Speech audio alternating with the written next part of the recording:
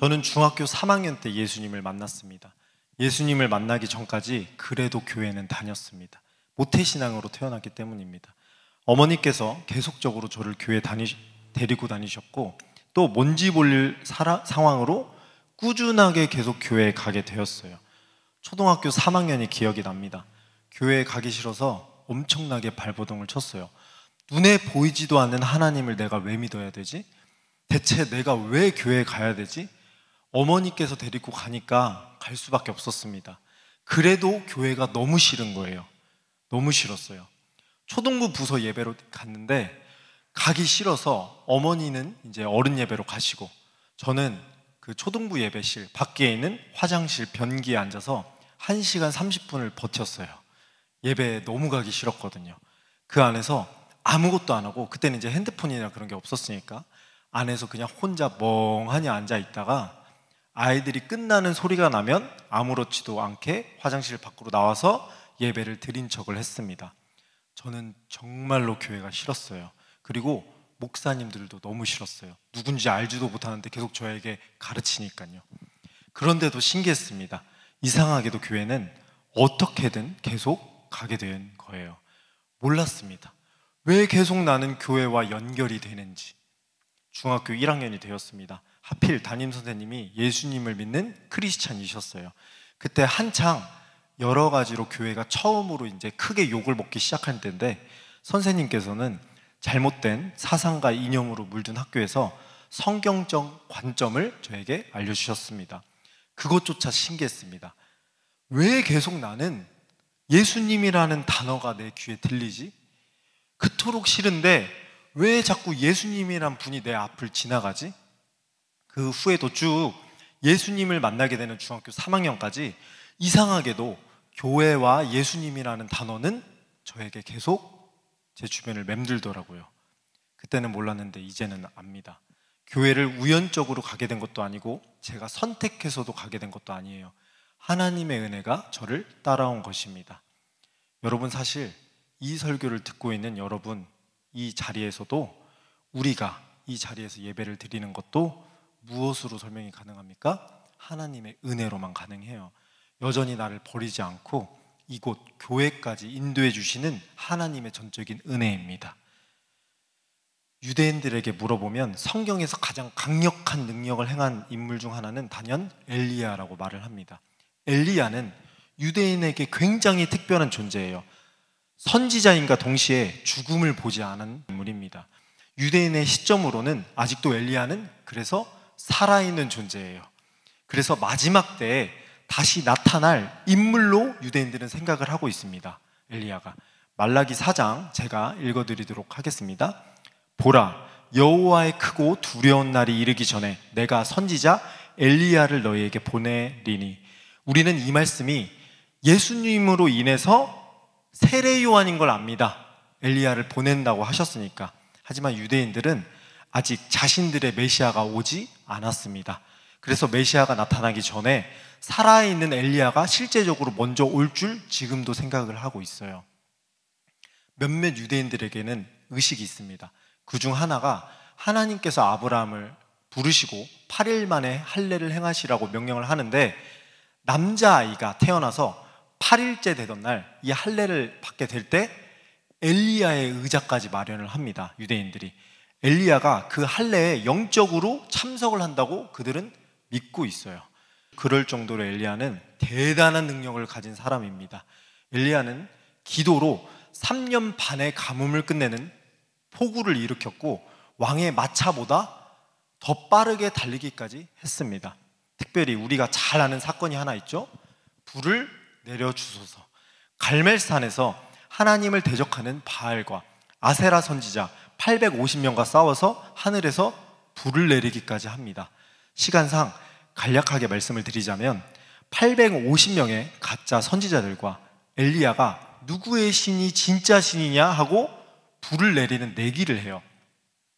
바알과 아세라 선지자들은 불을 내리지 못했습니다. 왜냐하면 그들은 가짜 신을 섬기고 있었거든요.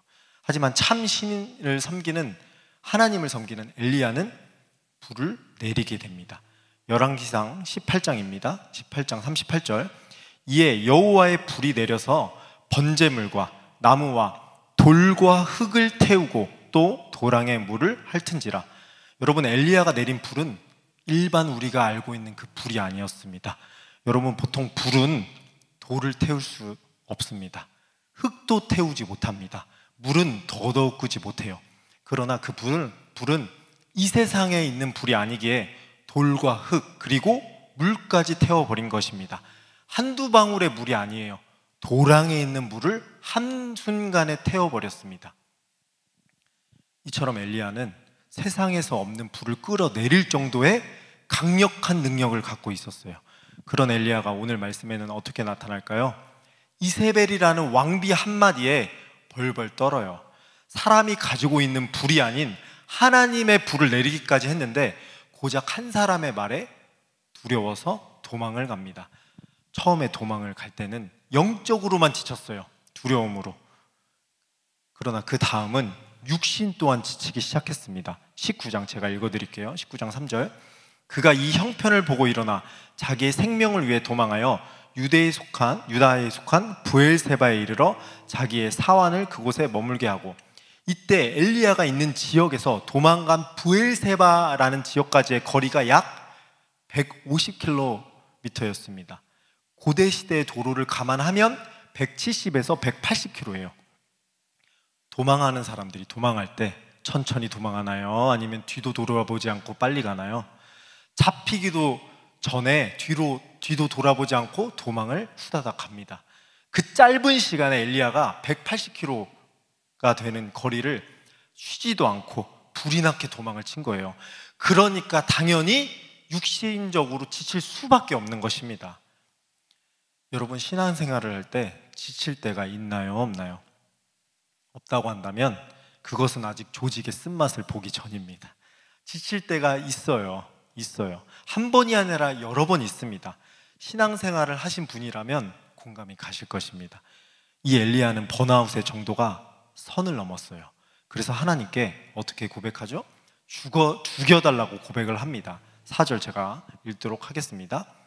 자기 자신은 광야로 들어가 하루길쯤 가서 한 로뎀나무 아래에 앉아서 자기가 죽기를 원하여 이르되, 여호와여 넉넉하오니 지금 내 생명을 거두시옵소서. 나는 내 조상들보다 낫지 못하니이다 하고.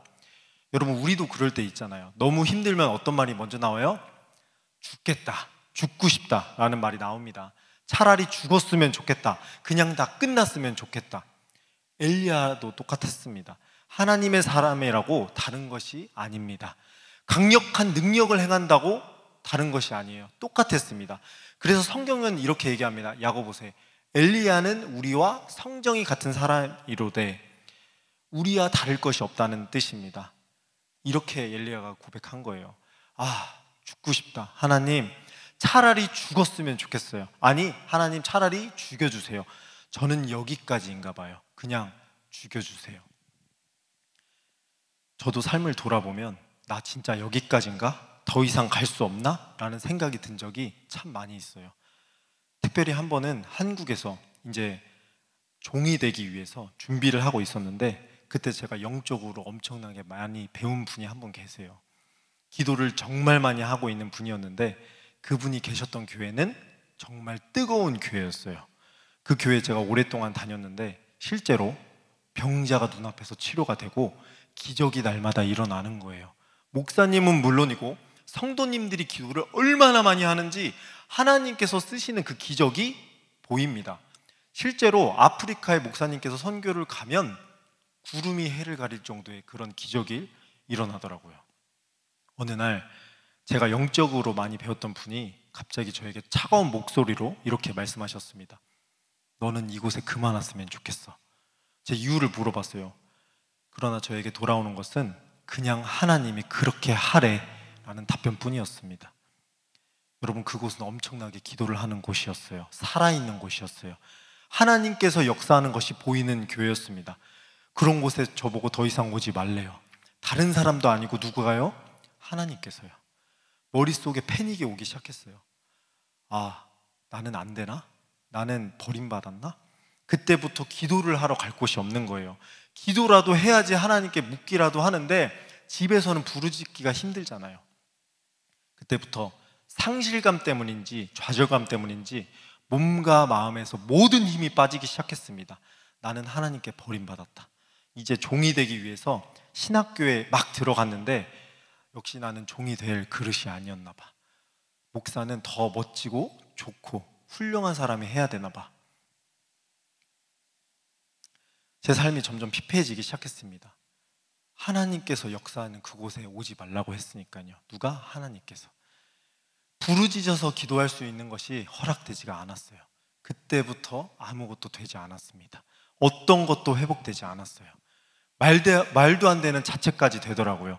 아, 나 같은 더러운 죄인은 하나님께 갈 수가 없구나. 나는 이제 갈 곳이 없구나. 나는 어디로 가야 되지? 기도도 할 수도 없고. 그토록 오랫동안 몸담았던 교회였고 기도하는 공동체였는데 나는 버림받았구나. 몸도 계속적으로 망가지고 생각도 계속적으로 무너져 갔습니다. 무엇을 해도 회복이 되지 않더라고요. 엘리야도 마찬가지였습니다. 회복이 안 되는 거예요. 회복이. 차라리 하나님께 죽여달라고 부르짖다가 지쳐서 잠이 들었습니다. 엘리야가 로뎀나무 밑에서. 그런데 잠이 든 줄도 모르고 자고 있는데 갑자기 옆에서 누가 엘리야를 불렀어요. 그 부르는 소리에 엘리야가 깨어나서 보니까 천사였습니다. 다른 말 안 하고 이 천사가 딱 한마디 해요. 일어나, 이거 먹어. 일어나 보니까 숯불에 구운 떡과 물이 있었습니다. 6절입니다. 한번 같이 읽어보겠습니다. 본즉 머리맡에 숯불과 구운 떡과 한 병 물이 있더라.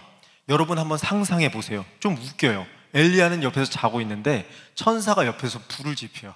그리고 그 불 위에서 쭈그려 앉아서 떡을 굽고 있었어요. 그리고 쿨하게 한마디 하는 거예요. 야, 일어나 이거 먹어. 이것을 보면서 우리는 한 가지를 깨달아야 합니다. 우리가 지쳤을 때, 죽고 싶어서 포기하고 싶을 때 하나님은 옆에서 우리를 위해 조용히 은혜 하나를 준비하고 계십니다. 졸지도 주무시지도 않은 하나님께서 우리를 회복시키실 무언가를 이미 준비하시고 계세요. 한번 돌이켜보세요. 연대까지 살아오면서 보니 당시에는 절망이었는데 돌아보면 내 옆에는 항상 은혜가 숨쉬고 있어요. 하나님의 손이 나를 붙들고 계셨던 것입니다. 여기서 문제가 하나 발생해요. 엘리야가 그걸 먹고 회복이 되나요? 회복이 되지 않았습니다. 먹고 마시고 다시 눕습니다. 무슨 뜻일까요? 음식이 고마운 건 알겠는데 위로가 되지 않는다는 거예요. 회복이 안 된다는 거예요. 하기 싫다는 거예요. 그러자 이번에는 천사가 다른 말을 하면서 엘리야를 타일냅니다. 7절입니다. 여호와의 천사가 또 다시 와서 어루만지며 이르되 일어나 먹으라. 내가 갈 길을 다 가지 못할까 하노라 하는지라. 처음에는 천사가 어떻게 말했어요? 야, 일어나 먹어. 그런데 이제는 어떻게 바뀌었나요? 일어나 먹어. 네가 아직 갈 길이 아직 남았어.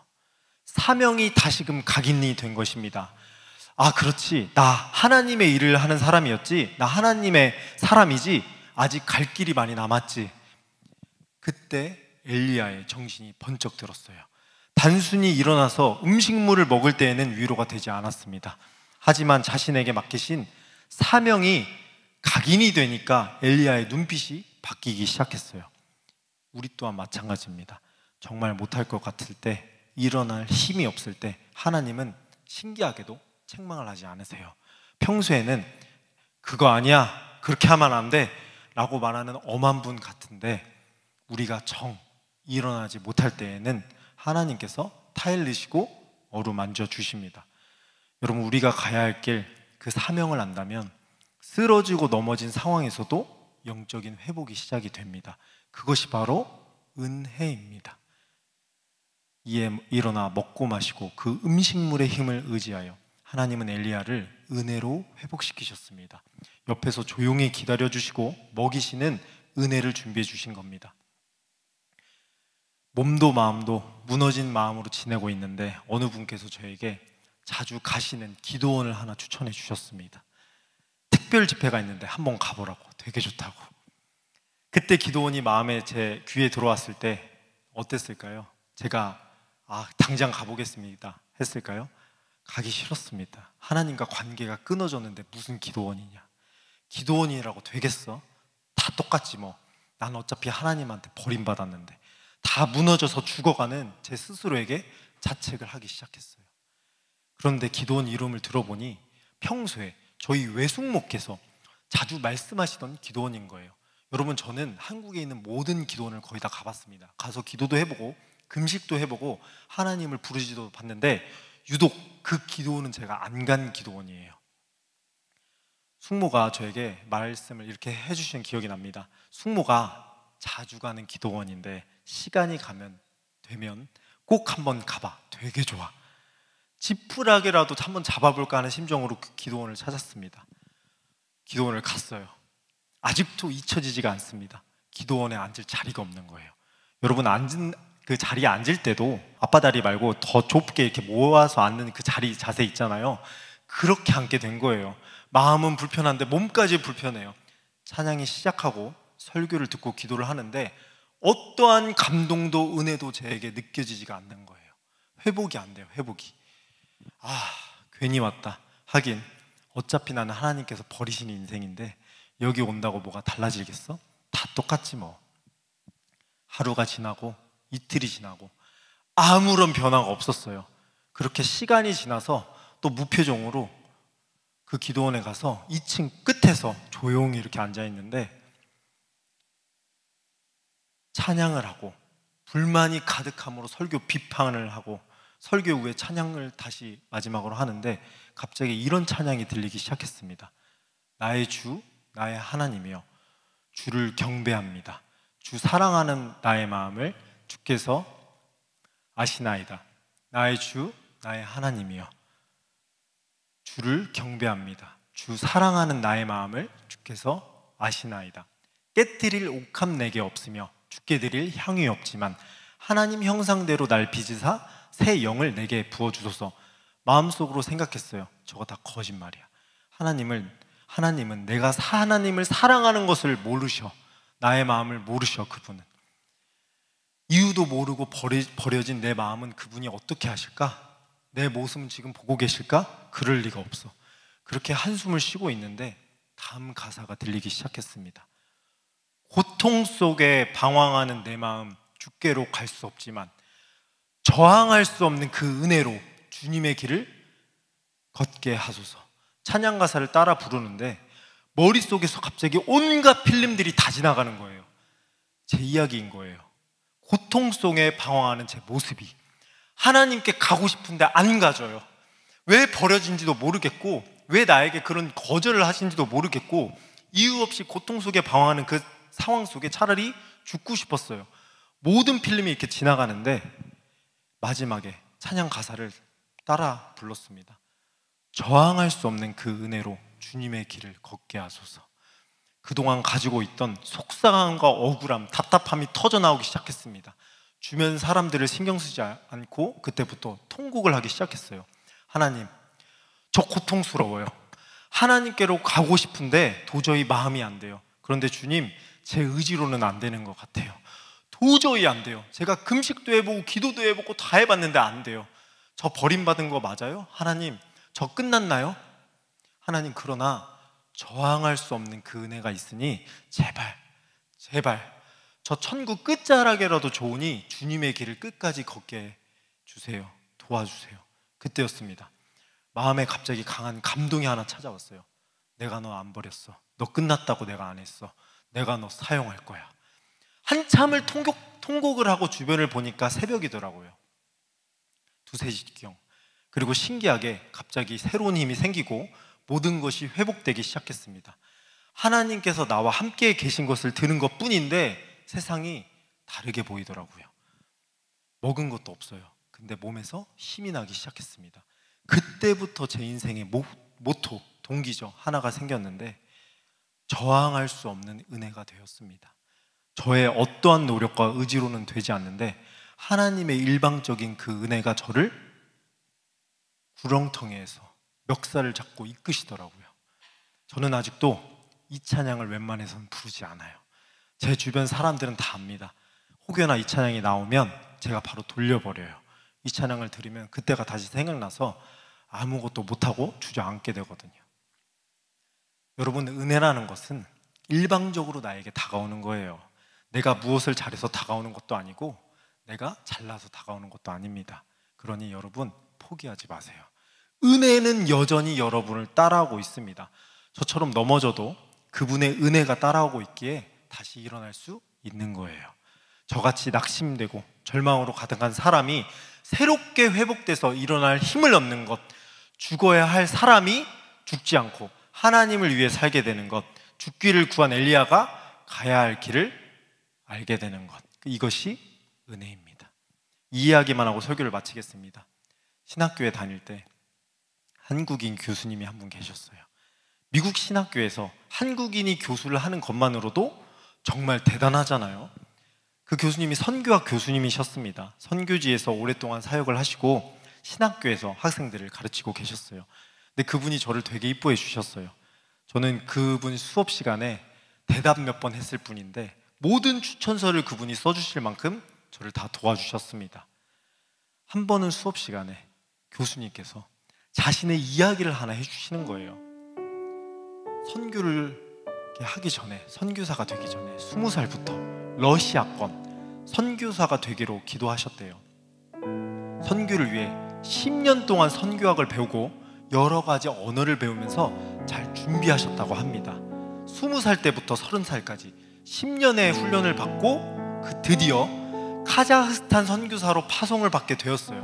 근데 이 교수님이 그때 당시에 너무 기쁜 거예요.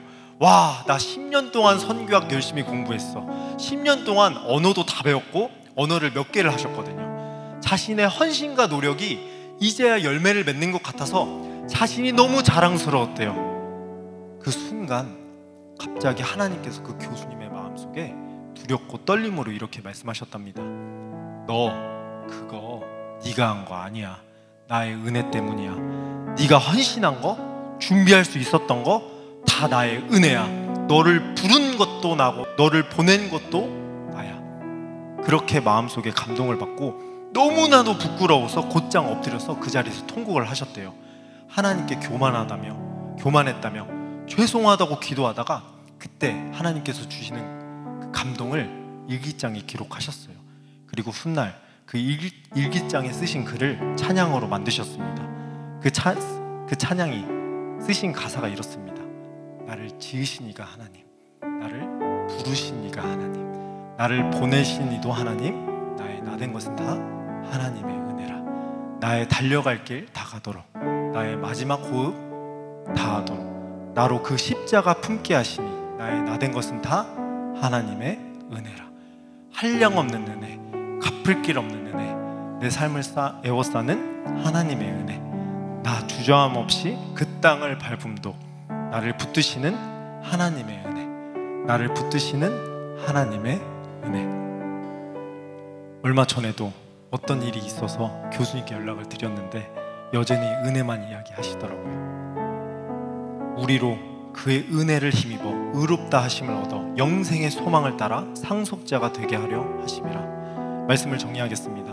저는 평신도부터 지금까지 언제나 예배당 안을 이렇게 문을 들어서면 하나님께 받게 되는 은혜가 하나 있습니다.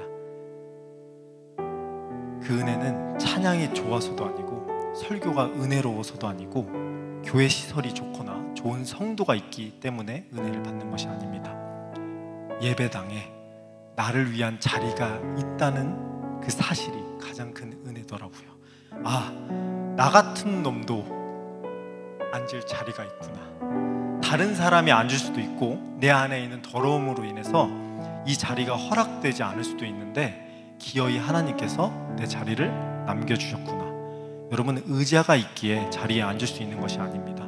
사람이 꽉 차지 않았기에 자리가 남는 것도 아닙니다. 하나님께서 여러분이 앉은 그 자리를 허락하신 것뿐입니다. 오늘 지금 앉은 그 자리에서 예배를 드리시는 것만으로도 여러분은 이미 모든 은혜 다 받으신 겁니다. 은혜는 마르지 않습니다. 은혜를 주시는 분이 하나님이시기에 절대로 마를 리가 없어요. 공기가 생겨나듯 바람이 불고 햇살이 비추듯 하나님의 은혜는 언제나 생겨납니다. 나를 지으신 이도 하나님, 나를 부르신 이도 하나님, 나의 달려갈 길을 그분께서 가게 하십니다. 나의 마지막 호흡이 닿도록 그분께서 은혜로 나를 지키실 것입니다. 아멘이시죠? 하나님께서 준비하신 은혜를 바라보며 한 주를 승리하는 우리 그날의 교회 성도님들이 되길 소망합니다. 기도하겠습니다. 하나님 감사합니다. 우리에게는 은혜가 필요합니다. 우리 그날의 교회 성도들이 쓰러지셨을지라도 넘어졌을지라도 하나님께서 주시는 그 저항할 수 없는 은혜를 붙잡고 일어날 수 있도록 성도들에게 새로운 은혜를 허락하여 주시옵소서. 성도들의 삶에 상상할 수도 없는 그 은혜를 넣어 주시옵소서. 감사드리며 예수님의 이름으로 기도드리옵나이다. 아멘. 우리 주님 함께 다 같이 고백하겠습니다. 나를 지으신 이가 하나님,